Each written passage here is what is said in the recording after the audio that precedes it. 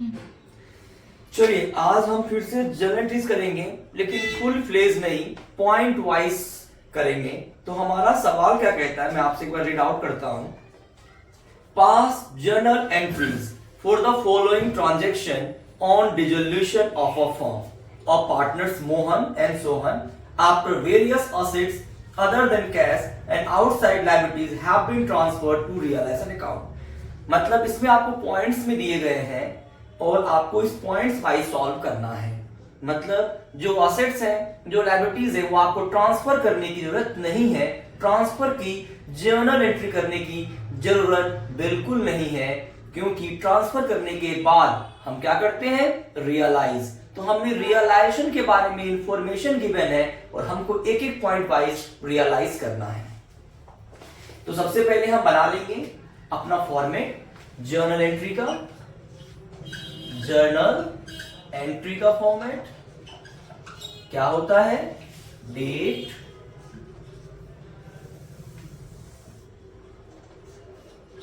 Particular,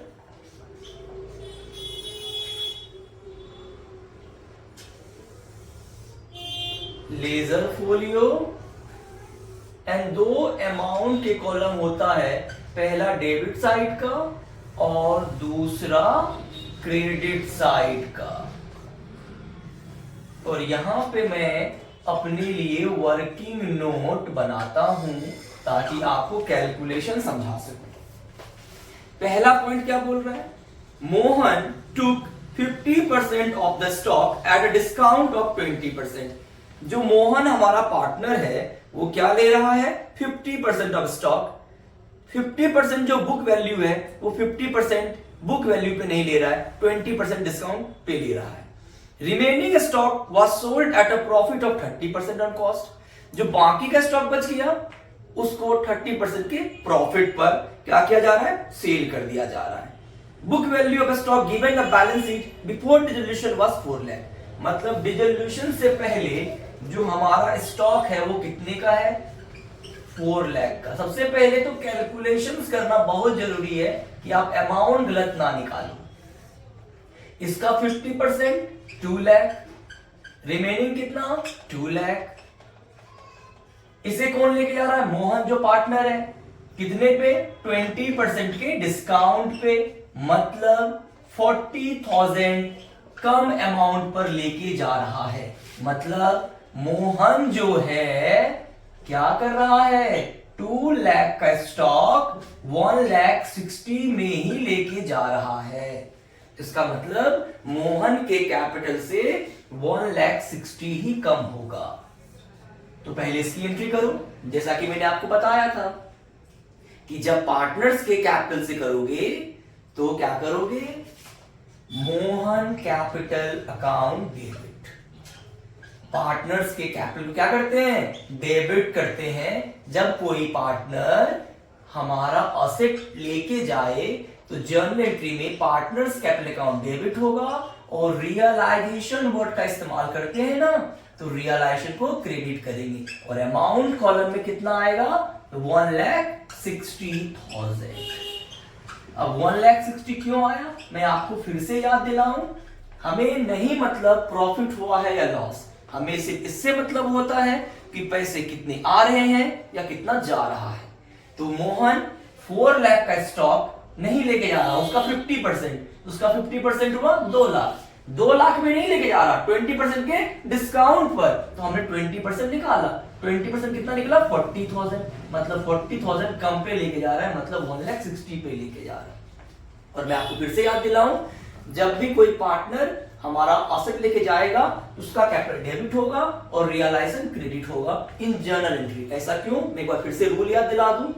asset जब घटता है तो क्रेडिट होता है और जब कैपिटल घटता है तो डेबिट होता है। अब बोलोगे सर मोहन का कैपिटल घट क्यों रहा है, मोहन पार्टनर है और ये स्टॉक फर्म का है, तो कौन लेके जा रहा है, मोहन। मोहन का ये नहीं है, ये किसका है, फर्म का। तो मोहन को फर्म को पेमेंट करना पड़ेगा, तो फर्म मोहन के कैपिटल से उतना पैसा ले लेगी, तो मोहन कैपिटल क्या हो रहा है, घट रहा है। तो जब भी कोई पार्टनर कोई भी असेट लेके जाए तो मोहन या कोई भी पार्टनर उसका कैपिटल डेबिट हो जाएगा, रियलाइजेशन क्रेडिट हो जाएगा और एंट्री करोगे being stock taken by Mohan at 20% discount. ये आप लिख देना प्लीज। दूसरा क्या है? दूसरा है हमारा रिमेनिंग स्टॉक। तो रिमेनिंग कितने का बच गया? 2 लाख का। 2 लाख का स्टॉक कितने परसेंट के प्रॉफिट पे बोला है? 30% के प्रॉफिट पे। तो 2 लाख का 30% कितना होगा? 60,000। मतलब 2 लाख का स्टॉक अब कितने में सेल हो रहा है? 2,60,000 में। डिस्काउंट होता है तो घटा दो, प्रॉफिट होता है जितना अमाउंट निकलेगा उसको ऐड कर दो। यहां पे सेल वर्ड का इस्तेमाल है। सेल का मतलब क्या हुआ कि यहां पे कोई पार्टनर लेके नहीं जा रहा, बैंक के थ्रू हो रहा है। और जब बैंक के थ्रू होगा तो हमारी एंट्री होगी bank account debit to realisation account और अमाउंट कॉलम में आ जाएगा 2,60,000। 2,60,000 क्योंकि पैसे हमें इतना मिल रहा है। तो नेक्स्ट क्या लिखेंगे? Being remaining stock. क्या लिखेंगे?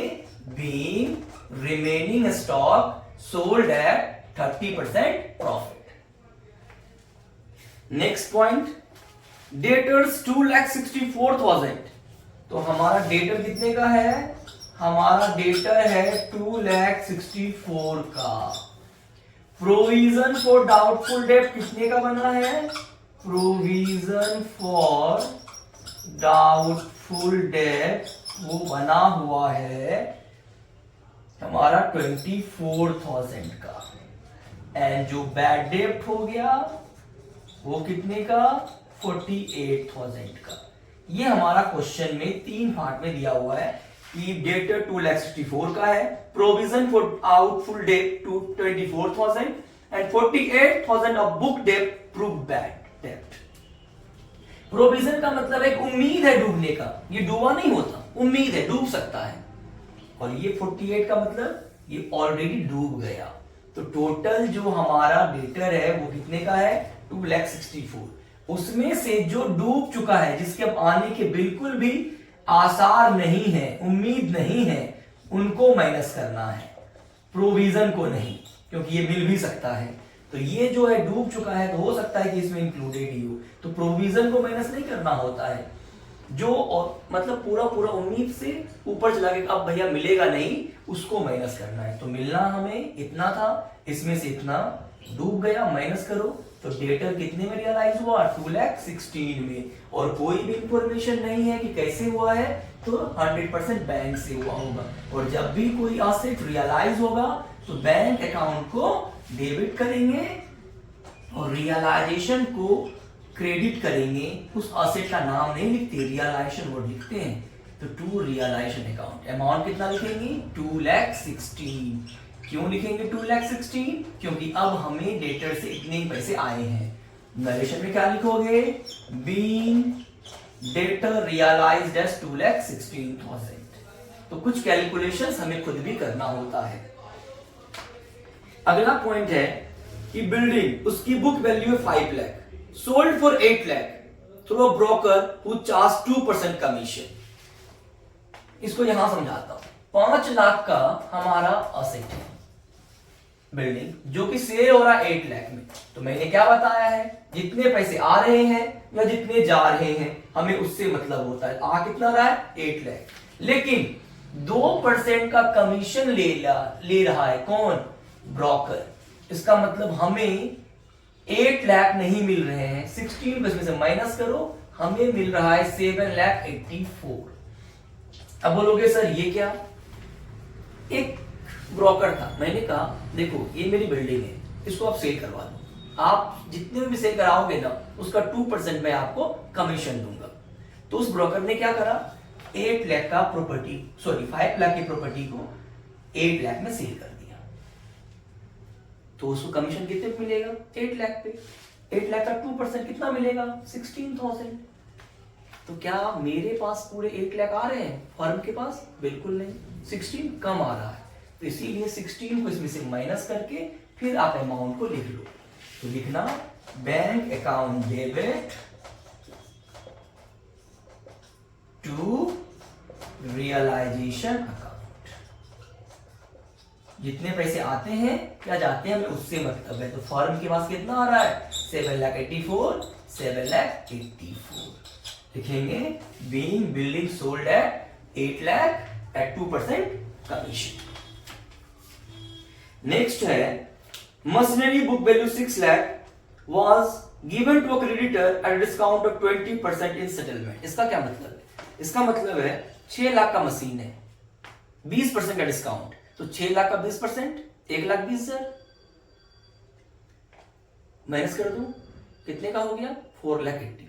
तो फर्म के पास जो क्रेडिटर्स था ना, उसने कहा कि मैं ये मशीन लेके जा रहा हूं 4,80,000 में, और तुम्हें जो मुझे पेमेंट करनी है ना वो अब मत करना। अब कितना करना है डोंट नो, लेकिन जो भी पेमेंट करना था फर्म को उस क्रेडिटर्स को, तो इस स्टेटमेंट के मुताबिक क्या हुआ, क्रेडिटर्स ने कहा कि मैं ये मशीन लेके जा रहा हूं और हमारा जो पूरा का पूरा कर्ज है ना आपके ऊपर वो फुल सेटल्ड हो गया।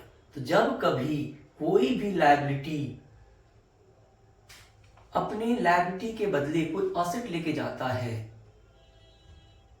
तो फिर उसकी गारंटी पास नहीं होती है।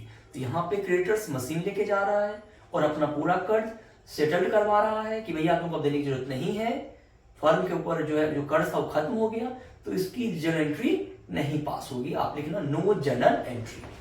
तो जब एग्जाम में आएगा तो आप लिख देना नो जर्नल एंट्री।